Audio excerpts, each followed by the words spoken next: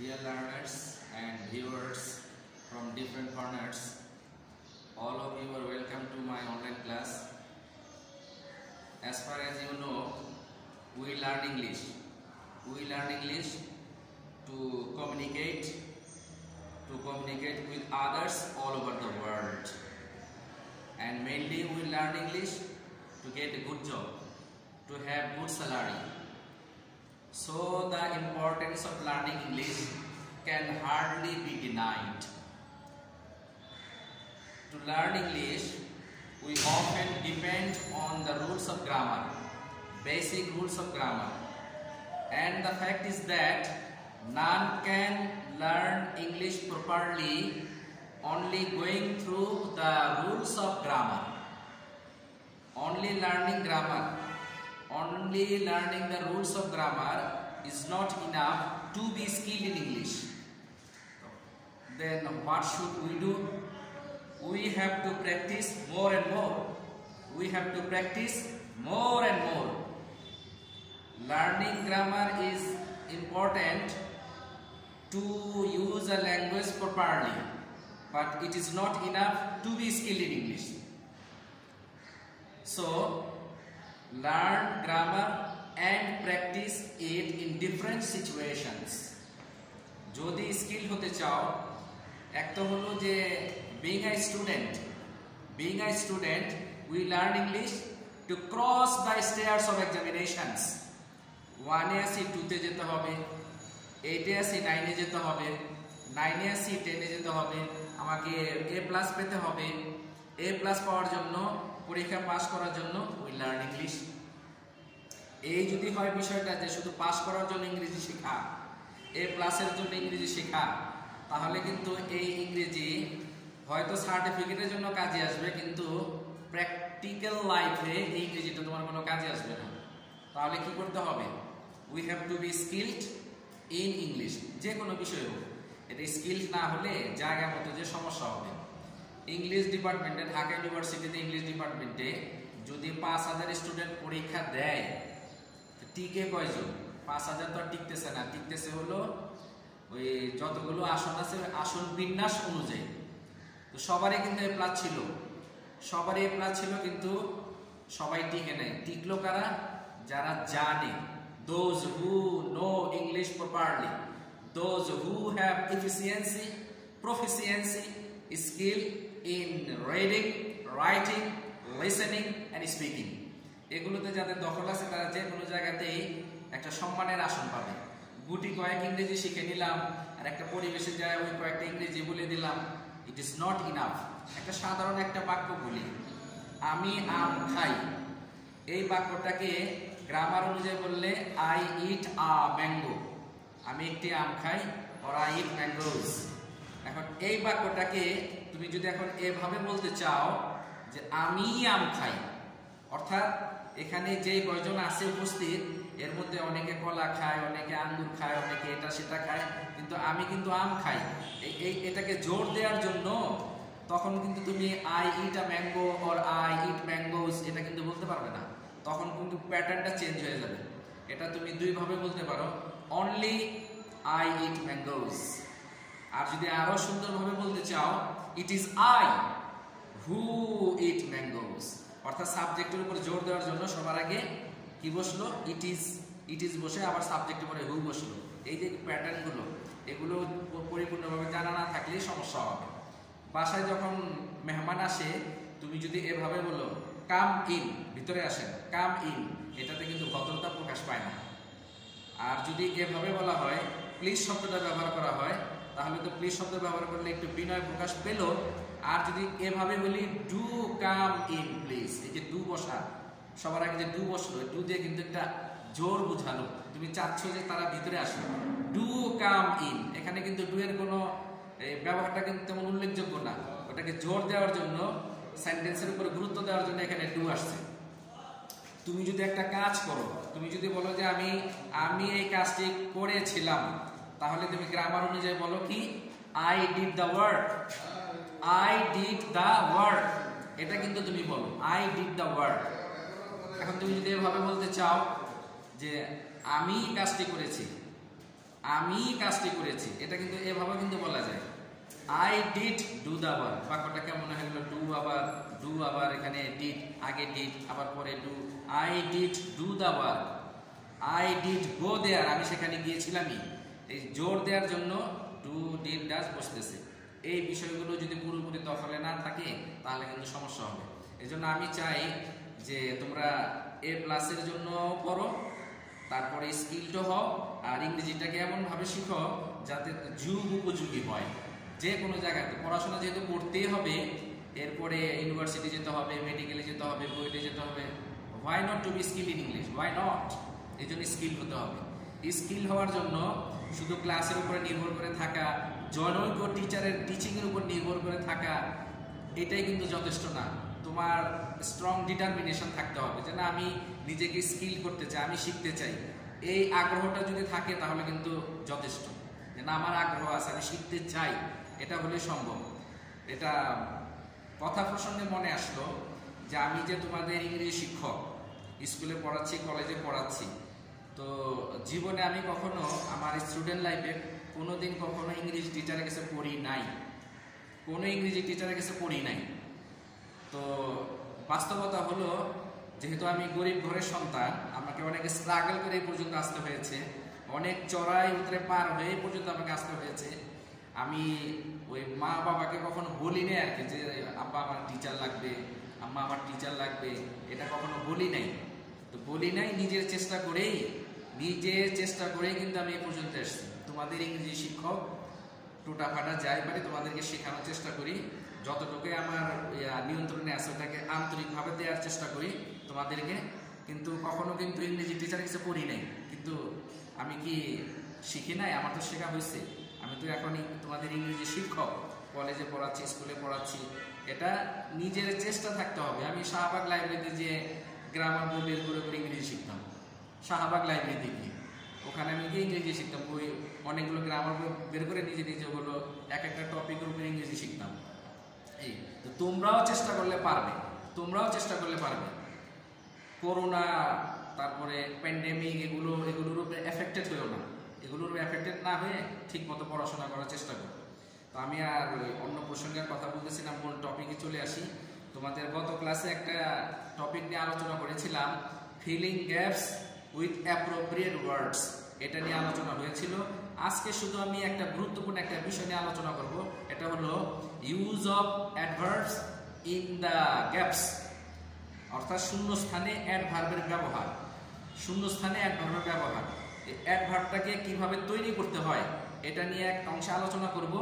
আরেক অংশে আলোচনা করব যে অ্যাডভার্বটা যে বসে এটা আমি বুঝবো কিভাবে। এই দুইটা বিষয় নিয়ে আলোচনা করব। অ্যাডভার্ব অফ ম্যানার, পদ্ধতিবাচক অ্যাডজেক্টিভ। এটা হলো কোনো কাজ কিভাবে হবে বা হয়েছিল এটা বোঝানোর জন্য অ্যাডভার্ব অফ ম্যানার বসে।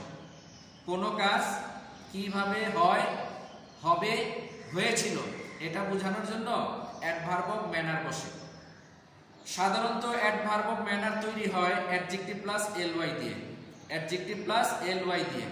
ধরো এই শব্দটা আছে হলো কাইন্ড যদি অ্যাডজেক্টিভ হয় তাহলে কাইন্ডলি, গ্ল্যাড থেকে গ্ল্যাডলি, হ্যাপি থেকে হ্যাপিলি, ইজি থেকে ইজিলি, ব্রড থেকে ব্রডলি, রিজিড থেকে রিজিডলি, জেনারেলি, বিউটিফুল বিউটিফুলি, ডিউটিফুলি। এইভাবে যে শব্দগুলো আসে এগুলোকে বলে অ্যাডভার্ব অফ ম্যানার বলে। এছাড়াও অ্যাডভার্ব অফ প্লেস আছে, অ্যাডভার্ব অফ টাইম আছে, adverb of order, adverb of degree, বিভিন্ন ধরনের অ্যাডভার্ব আছে। আজকে আলোচনা হচ্ছে যে এই অ্যাডভার্ব অফ ম্যানারটা কিভাবে তৈরি করতে হয় এবং এটা কখন কোথায় কিভাবে বসে। অ্যাডভার্ব অফ ম্যানার যেটা, অ্যাডভার্ব তৈরি করার জন্য অ্যাডভার্বের শেষে যদি এলওয়াই দেওয়ার প্রয়োজন হয়, এলওয়াই লিখতে গিয়ে চারটা বিষয় খেয়াল রাখতে হবে। চারটা বিষয় তুমি অ্যাডজেক্টিভের সাথে এলওয়াই দিতে চাচ্ছ, এলওয়াই দেওয়ার জন্য তোমাকে চারটা বিষয়ে খেয়াল রাখতে হবে। এই চারটা বিষয় তোমার নিয়ন্ত্রণে না থাকার কারণে অ্যাডভার্ব তো তৈরি করো কিন্তু ভুল হয়। আমি তো আশা করি আমার এই ক্লাসটা দেখার পর এবং গুরুত্ব দেওয়ার পর কারো আর অ্যাডজেক্টিভ থেকে অ্যাডভার্ব তৈরি করার ভুল হবে না, করার সুযোগ নাই, যদি একটু মনোযোগ দিয়ে খেয়াল করো। তাহলে অ্যাডজেক্টিভের সাথে ly দিলেই হবে না, ly দেওয়ার জন্য 4টা পয়েন্ট খেয়াল রাখতে হবে। এই 4টা পয়েন্ট নিয়ে আমি আলোচনা আসতেছি। এখন আমি বোর্ডে যাচ্ছি, খেয়াল করুন। যেমন এখানে বোর্ডে আছে ফরমেশন অফ অ্যাডভার্বস, অর্থাৎ অ্যাডভার্বটাকে আমি কিভাবে তৈরি করব। যদি এমন হয় যে কোনো নিয়মের দরকার হচ্ছে না, কোনো নিয়মের দরকার হচ্ছে না, তাহলে বিষয়টা এরকম দাঁড়ায় যে সরাসরি ly দিলেই হবে। সরাসরি ly দেওয়ার মতো অ্যাডজেক্টিভ হলো, সরাসরি ly দেওয়ার মতো অ্যাডজেক্টিভ হলো গ্ল্যাড। সরাসরি ly দিয়ে দাও, গ্ল্যাডলি, স্যাডলি, ম্যাডলি, ফ্যাটলি। তারপর এরপরে আছে হলো স্ট্রংলি, উইকলি, ব্রডলি, ওয়াইডলি, রিজিডলি। এই শব্দগুলো কোনো নিয়ম ছাড়াই অ্যাডজেক্টিভ হওয়ার কারণে ly যোগ হয়ে গেল। তোমাদের একটা বিষয় না বললেই নয়, ly দিলেই কিন্তু, ly দেখলেই কিন্তু অ্যাডভার্ব হবে না। অনেকে মনে করে কি যে ly থাকলে বোধহয় অ্যাডভার্ব হয়, না, এরকম না। ly থাকলে অ্যাডভার্ব হবে না। আমি কিছু শব্দ বলবো, এগুলো ly আছে কিন্তু এগুলো অ্যাডভার্ব না, ly আছে কিন্তু অ্যাডভার্ব না। যেমন শব্দগুলো বলি, ফাদারলি, ফাদারলি, এখানে তো ly আছে কিন্তু এটা অ্যাডভার্ব না। Fatherly, motherly, sisterly, brotherly, friendly, earthly, worldly, lively, lovely. এই শব্দগুলো বললাম, সবগুলোর সাথে ly আছে, but this are not actually adverbs. এগুলো অ্যাডভার্ব না। কেন অ্যাডভার্ব না? কেন না? ly তো আছে।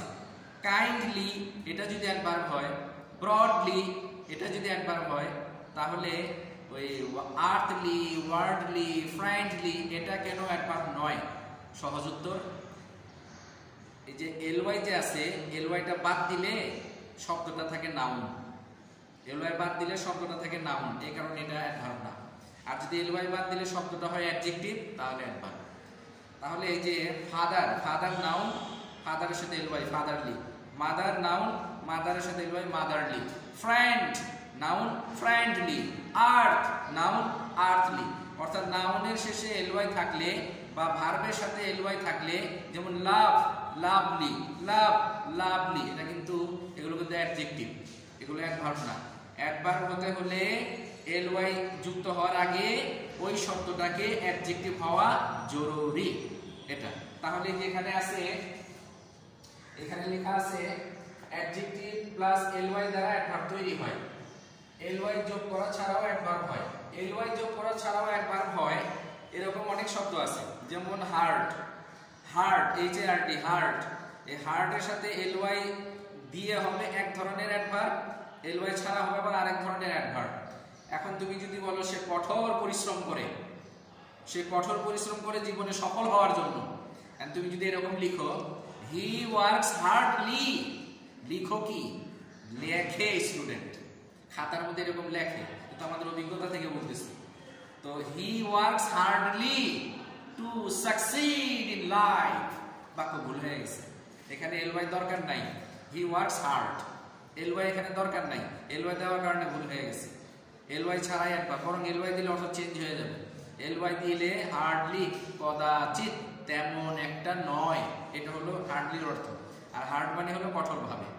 এখন তুমি যদি বলো এই ছেলেটা স্কুলে দেরিতে আসলো এবং শাস্তি পেল, এখন তুমি যদি এভাবে বলো, the boy came to school or came to class lately and got punished, বাক্য ভুল হয়ে গেছে। কারণ হলো এখানে ly দরকার নাই, লেটলি না লেট, লেটলি হবে না late. The boy came late and got punished, এখানে লি দিলে ভুল হবে। আচ্ছা, লি দিও তো একবার, লেটলিও তো আছে, কিন্তু লেট মানে হলো দেরিতে, আর লেটলি মানে হলো সম্প্রতি। কত পার্থক্য দুইটা শব্দের মধ্যে!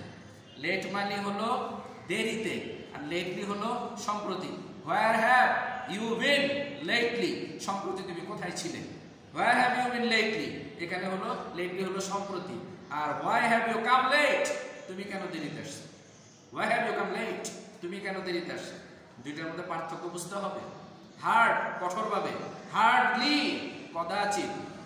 যেমন সুমা আমার বাসায় কদাচিৎ আসে, সুমা আমার বাসায় কদাচিৎ আসে, তেমন একটা আসে না। তাহলে তোমাকে বলতে হবে Suma comes, Suma hardly comes to my house. Suma hardly comes to my house, এটা হলো তেমন একটা আসে না কথা ছিল। তাহলে ly দিলেই যে অ্যাডভার্ব হবে এরকম না, ly ছাড়াও অ্যাডভার্ব হতে পারে, এগুলো খেয়াল রাখতে হবে। আচ্ছা, এগুলো একটা নিয়ম, গুরুত্বপূর্ণ নিয়ম এটা। এখানে যে লেখা আছে, তাহলে এখানে আছে গ্ল্যাড, গ্ল্যাড থেকে গ্ল্যাডলি, স্যাড থেকে স্যাডলি, কাইন্ডলি, ওয়াইডলি, ব্রডলি, এভাবে সরাসরি ly দিলেই হলো। আমি একটু এখানে লিখে দেখাই। যেমন এখানে গ্ল্যাড আছে, এই গ্ল্যাডের সাথে ly দিলাম গ্ল্যাডলি, এই স্যাডের সাথে ly দিলাম স্যাডলি, এটা হলো 1 নাম্বার নিয়ম। এটা হলো সরাসরি কিন্তু ly দিয়ে দিলাম। কিন্তু যদি এমন হয় অ্যাডজেক্টিভের শেষে y বাদ দিয়ে ily লিখে অ্যাডভার্ব হবে, অর্থাৎ অ্যাডজেক্টিভের শেষে কি আছে, y আছে। অ্যাডজেক্টিভের শেষে যদি y থাকে, yটাকে বাদ দিতে হবে, বাদ দিয়ে ily লিখতে হবে, বাধ্যতামূলক। অ্যাডজেক্টিভের শেষে y থাকলে y বাদ দিয়ে ily হবে। যেমন এখানে আছে happy, happily, easy, easily, witty, wittily, merry, merrily, crazy, crazily. যেমন এখানে ওয়াইটাকে বাদ দেব, আমি বাদ দিয়ে এভাবে লিখব, এই ওয়াইয়ের জায়গায় আই, এরপরে ly হ্যাপিলি, এরপর ইজি থেকে ওয়াই বাদ দিয়ে আই দিব, এরপর ly ইজিলি। এই যে এভাবে। এই নিয়মগুলো যদি তুমি অ্যাপ্লাই না করো অ্যাডভার্ব তৈরি করার সময়, অ্যাডভার্ব লিখেও তো ভুল হবে। এইজন্য যেটা বললাম যে গ্রামার দিয়ে কখনো ইংরেজি শেখা যায় না, কিন্তু গ্রামার ছাড়া তুমি ইংরেজিকে শুদ্ধভাবে লিখতেও পারবে না। তাহলে দুইটার সমন্বয় ঘটাতে হবে। আমি গ্রামারের রুলসগুলো শিখবো আর বেশি করে প্র্যাকটিস করব। দুইটার সমন্বয় ঘটলে আশা করা যায় তুমি পারফেক্ট ইংলিশ শিখতে পারবে, and you will be skilled in English. এরপরে দেখো আমি 3 নাম্বার নিয়মে যাচ্ছি। 3 নাম্বার নিয়মে লেখা আছে অ্যাডজেক্টিভের শেষে লি থাকলে, আগেটা ছিল y, এখন হলো লি থাকলে, যেমন এখানে আছে possible, probable, credible, sensible, able, এই যে প্রত্যেকটা শেষে কিন্তু লি আছে। লি থাকার কারণে ই বাদ দিয়ে y যোগ করে একবার হবে, অর্থাৎ লি থাকলে, এখন যেহেতু নিয়মটা হলো যে অ্যাডজেক্টিভের শেষে ly যোগ হয়, তো অভিজ্ঞতা থেকে বলা হচ্ছে যে এখানে অধিকাংশ ছাত্রছাত্রী কি করে, যারা জানে না, এটার সাথে আবার নতুন করে ly দেয়, পসিবলের সাথে আবার ly দিল। পসিবলের সাথে যদি ly দেওয়া হয় তাহলে ওয়ার্ডটা ভুল হয়ে যাবে। এই কারণে এখানে কি করতে হবে, এখানে যে এইটা বাদ দিতে হবে, বাদ দিয়ে তাহলে হবে প্রফিটেবল, শুধু y দিলে হবে, এই বাদ দিয়ে শুধু y। আর তুমি যদি এখানে ly দাও, যে অ্যাডভার্বের সময় ly হয়, আমি ly দিয়ে দিলাম, ভুল হয়ে যাবে। এরকম করা যাবে না, লি থাকলে এই বাদ দিয়ে y হবে। ঠিক একইভাবে পসিবল থেকে পসিবলি, ঠিক। এটা হলো তাহলে কি, এটা ওই অ্যাডজেক্টিভের শেষে লি থাকলে ই বাদ দিয়ে শুধু y দিতে হবে, ly না। কিন্তু l তো ই বাদ দেওয়ার পর তো l তো আছেই, l আছে, শুধু yটা লিখতে হবে। ঠিক একইভাবে 4 নাম্বার রুলে আসি, লাস্ট রুল। 4 নম্বরে অ্যাডজেক্টিভের শেষে একটি l থাকলে অ্যাডভার্বের সময় নতুন করে ly যুক্ত হবে, অর্থাৎ অ্যাডজেক্টিভের শেষে l একটা আছে, যখন এটা অ্যাডভার্বে টার্ন করা হবে তখন ডাবল l y হবে। তো ডাবল l yটা হওয়ার জন্য একটা l থাকলে কিন্তু ডাবল l y হবে, একটা l থাকতে হবে, কন্ডিশন হলো একটা l থাকতে হবে। যেমন বিউটিফুল থেকে একটা l আছে কিন্তু শেষে, বিউটিফুল একটা l, বিউটিফুলি। তারপর রিয়াল থেকে রিয়ালি, ব্রুটাল থেকে ব্রুটালি, সোশ্যাল থেকে সোশ্যালি, ন্যাশনাল থেকে ন্যাশনালি, ইন্ডাস্ট্রিয়াল থেকে ইন্ডাস্ট্রিয়ালি, ভাইটাল থেকে ভাইটালি, টোটাল থেকে টোটালি। এইভাবে কিন্তু শব্দগুলো আসতেছে। একটা l থাকলে ডাবল l হয়। যেমন এখানে রিয়ালের শেষে একটা l আছে, যে ডাবল l হলো রিয়ালি। ব্রুটালের শেষে একটা l আছে, যে ডাবল l হলো ব্রুটাল, নিষ্ঠুর ভাবে। এই সবগুলো হলো অ্যাডভার্ব অফ ম্যানার্স। এই হলো যে আমি অ্যাডভার্ব আমি কিভাবে তৈরি করব এবং অ্যাডভার্ব তৈরি করার সময় আমি কি খেয়াল রাখবো। এই হলো 4টা পয়েন্ট, যেটা বললাম 4টা পয়েন্ট নিয়ে আলোচনা করব।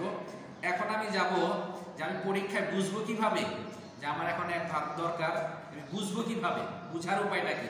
যদি আমি এক বাক্যে বলি, সংক্ষেপে বলি যে ওই সেন্টেন্সে অ্যাডভার্ব যে হবে এটা বোঝার সহজ উপায়টা কি, এক বাক্যে যদি বলি তাহলে হলো পরিপূর্ণ বাক্য। পরিপূর্ণ বাক্য থাকলে অ্যাডভার্ব বসে। পরিপূর্ণ বাক্য অর্থাৎ অ্যাডভার্ব এমন একটা শব্দ যে সেন্টেন্সের মধ্যে মনে হবে যেটা না দিলেও বাক্য ঠিক আছে, না দিলেও বাক্য ঠিক আছে।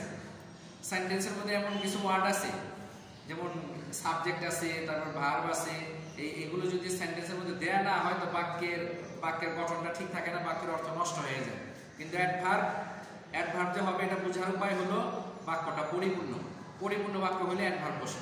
এখন পরিপূর্ণ বাক্যে অ্যাডভার্ব বসার জন্য কি করতে হয় দেখো এখানে লেখা আছে। সেন্টেন্সের প্রথমে সাবজেক্টের আগে অ্যাডভার্ব বসে। সেন্টেন্সের প্রথমে সাবজেক্টের আগে অ্যাডভার্ব বসে, যেটা একটা পরিপূর্ণ বাক্য। কি লেখা আছে? We go to school on foot. আমরা পদব্রজে পায়ে হেঁটে স্কুলে যাই। এটা কিন্তু একটা পরিপূর্ণ বাক্য। আমরা পায়ে হেঁটে স্কুলে যাই। দে উইল অ্যাকম্পানি আস। তারা আমাদেরকে সঙ্গ দেবে। দে উইল অ্যাকম্পানি আস। তারা আমাদেরকে সঙ্গ দেবে। এটাও কিন্তু পরিপূর্ণ বাক্য।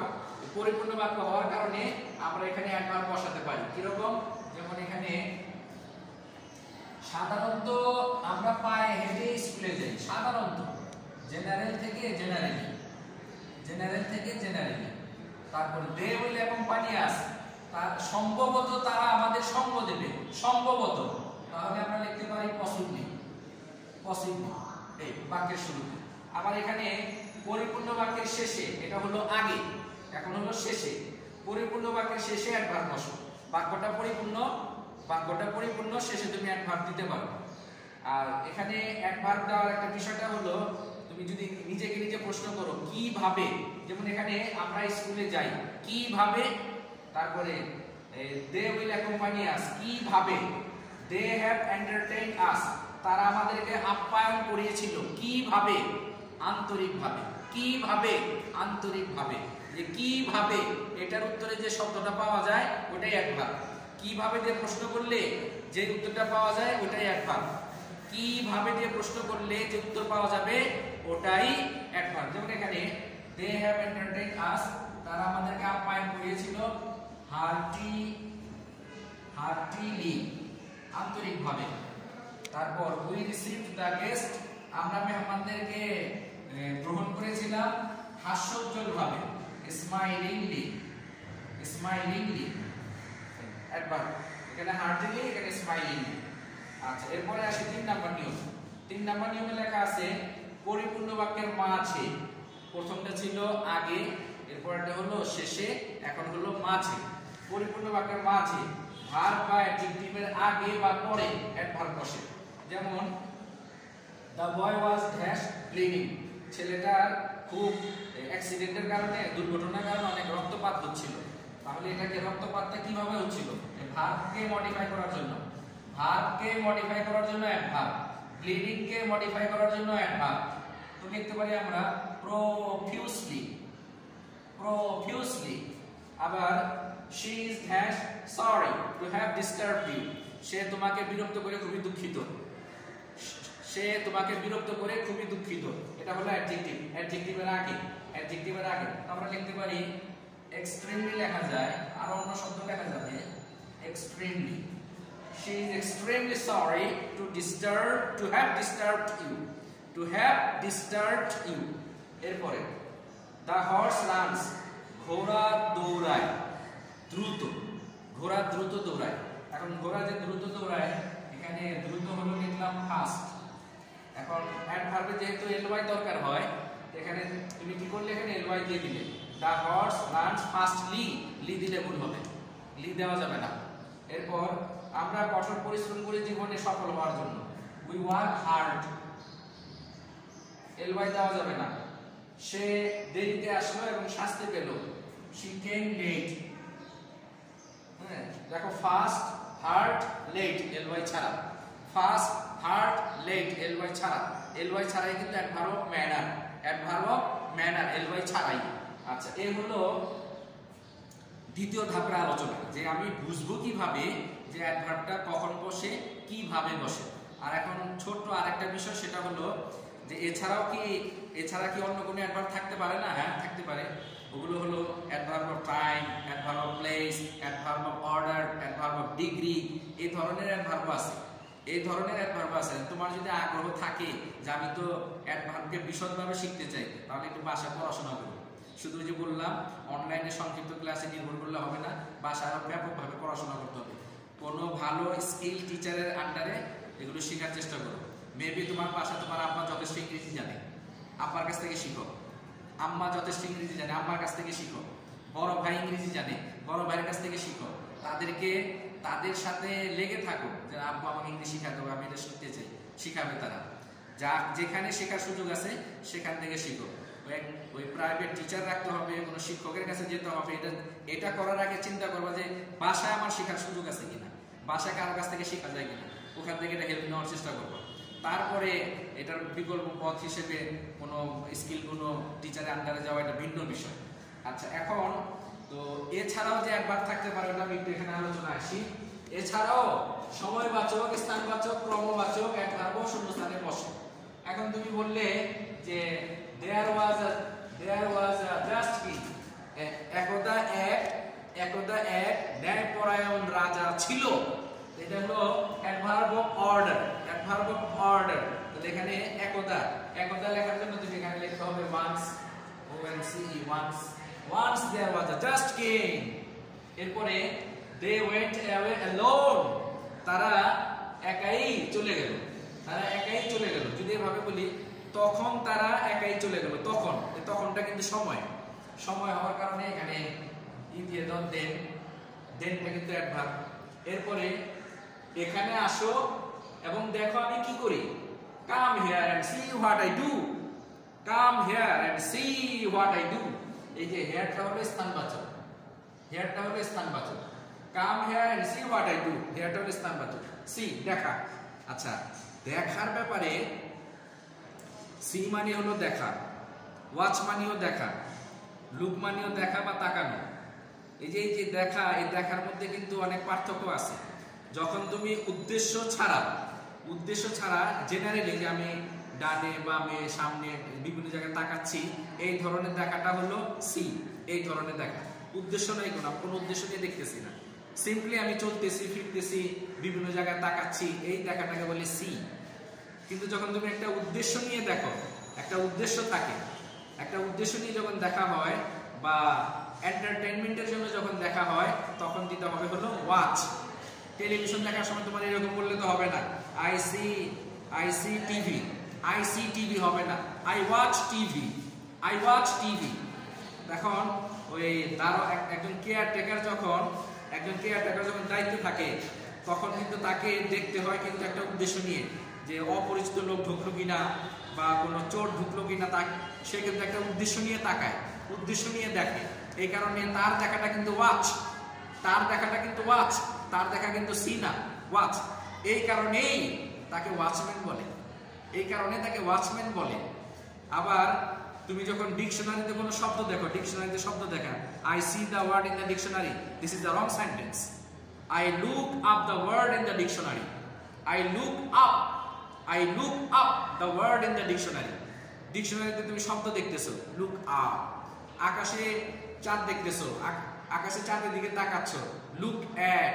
কোন জিনিসের দিকে তাকানো, সাময়িকভাবে কোন জিনিসের দিকে তাকানো, look at।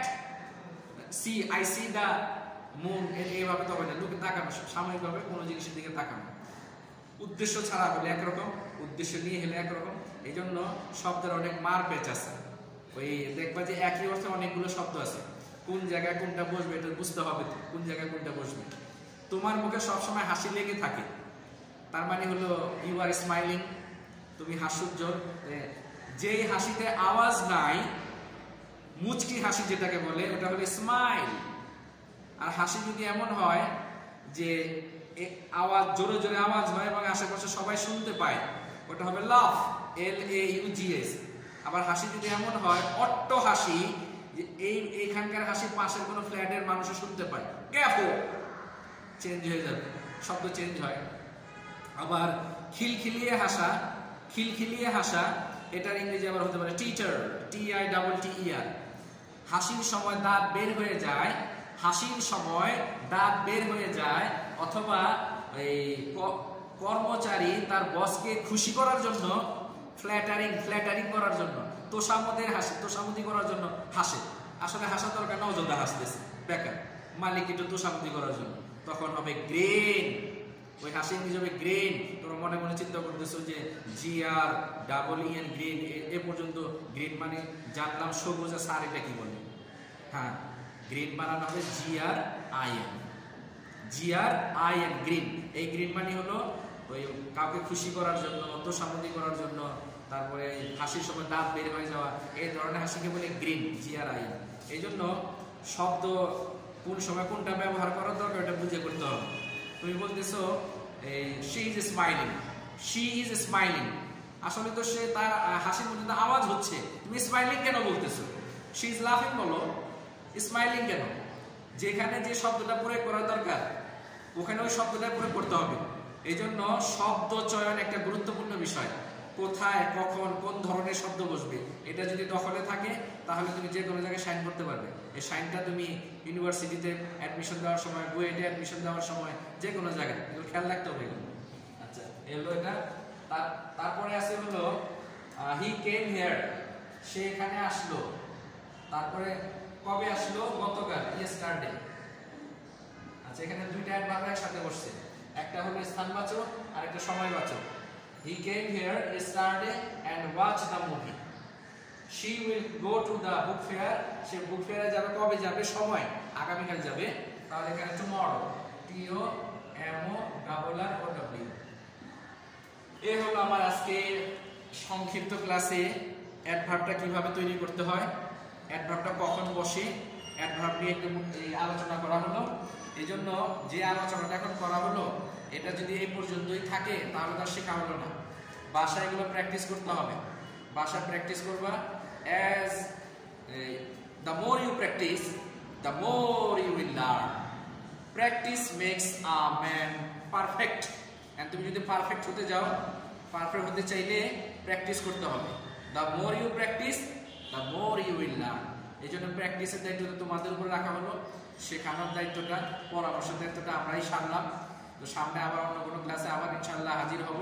তোমরা বাসায় ভালো থেকো, সুস্থ থেকো, স্বাস্থ্যবিধি মেনে যত্র ঘোরাফেরা না করে বাসায় অধিকাংশ সময় বাসায় থাকার চেষ্টা করো। অনলাইনে ক্লাসগুলো খুব দেখার চেষ্টা করো, এভাবে কাজ করো। আল্লাহ তোমাদের সহায় হোক। আল্লাহ হাফেজ।